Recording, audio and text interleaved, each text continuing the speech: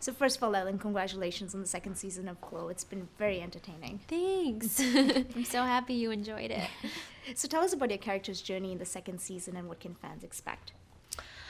In the second season, the show is focusing on us making a show. So it's very meta. So we're working on creating or shooting the second part of it, because in the first season we end off with us finishing a pilot. So now the show's picked up, and we're greenlit to go on to make an entire series. And so that's what season 2 is about. And all the girls, we're all living together now, and we're much more comfortable with one another. But at the same time, we have to compete for our time in the show. And so there is definitely much more competition amongst the women. But we're all just trying to find our way, and we all always find a way to also come together and to realize who we are when we're around one another, and to be our most vulnerable around each other. And we also use wrestling as this backdrop to be able to tell these sort of vulnerable stories too. We use the world of stereotype to try to break down these walls and to, take our power back. And that's what the second season is really about. I was actually going to say, I like how the show breaks racial as well as gender stereotypes. It's so refreshing to see that. So how important was it for you to show that depiction on screen? It's so important because it is so important for us to differentiate from, a stereotype and what a real human is. They're two different worlds. A stereotype is our norms created by society. It's a judgment placed on an individual. And that's not fair, because you already enter into a world with a disadvantage of sorts, And our show is about breaking down what those archetypes are and what those stereotypes are. In the ring, we are the real world in some ways, or what you would expect someone who looks like me to be. I'm fortune cookie. What does that really mean? It's just a mashup of all of these things that are Asian. Like, what is that even, right? And so I'm getting to be this character that is so ridiculous in the wrestling world. And then outside of the ring, I get to be a human being. And we're all equal outside of the ring. We are all just, women trying to find our way in our lives, and just trying to just feel okay in our own bodies. And wrestling is giving us the power to do that, and also us all coming together and finding one another in this experience of being on the show and creating Glow together is giving us also the confidence and the power to be okay with ourselves a little bit more. And I think it's so important, because in 2018 we're still facing these, racial stereotypes, and we need to break that. It's not reality, it's not the real world, and it's unfortunate that we've had to live in a world that tells us who we're supposed to be, when really we should be living in a world that encourages us to be the best versions of ourselves. And I think we're in a time now where that's happening, and so it's really exciting to be part of a show that is part of that movement.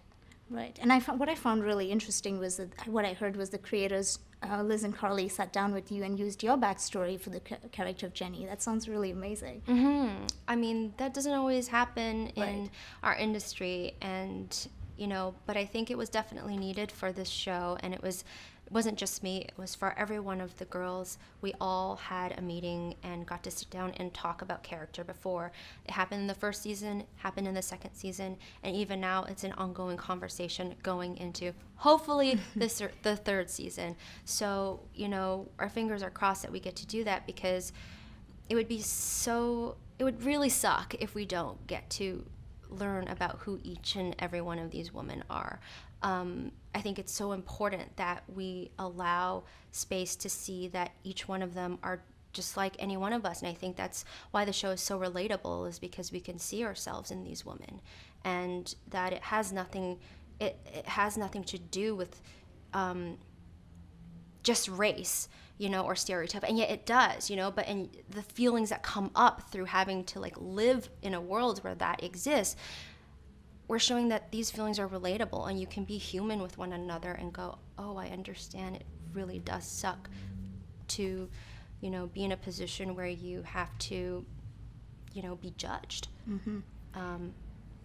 And even I was speaking to Allison, and she said it's very interesting how the show deals with the abuse of power, and it's even relevant given the current Me Too climate. So how would you say season 2 contributes to the conversation? There's definitely a dynamic that we see behind the scenes of, Ruth and Debbie, sort of being the leaders and taking, Ruth taking, as you said, the directing role more in the second season. We see it a little bit in the last season, but she's really owning that. And then, Debbie, I was going to say Betty. I love Betty.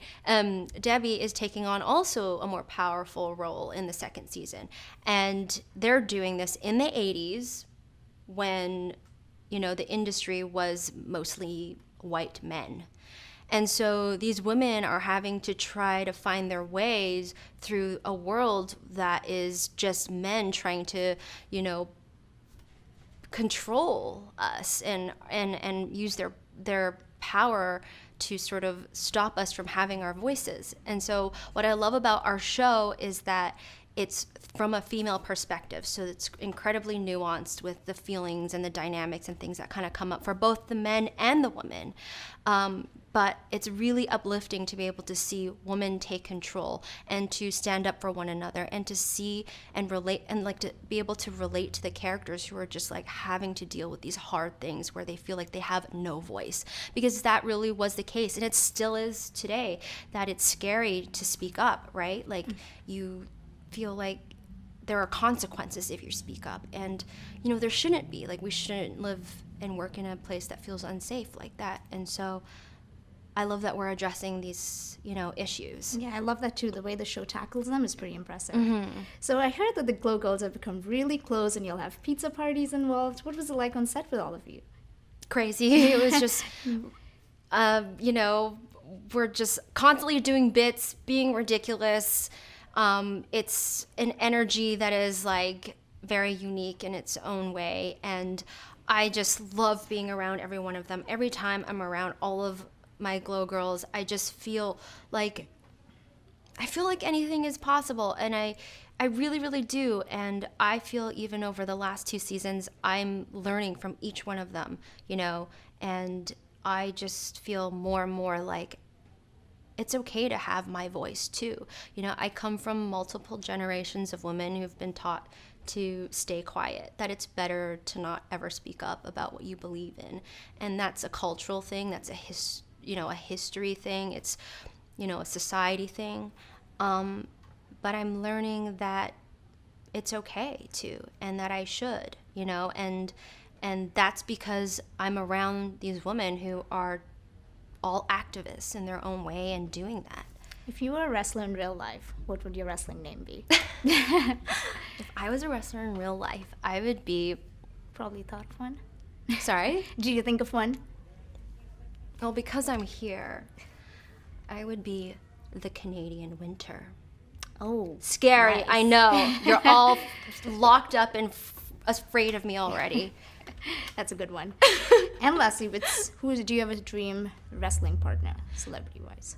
Dream wrestling partner? I would love to wrestle Gail Kim. She's Canadian and from Toronto, and nice. She's a badass, and I feel like she would be so awesome to be in the ring with. That's true. Yeah. That is true. And lastly, what's next for you? Hopefully more Glow. That's true. We definitely want to see more Glow. So yeah. Congratulations once again, Ellen, and thank you so much for chatting Thank with us. you for your time too. Welcome.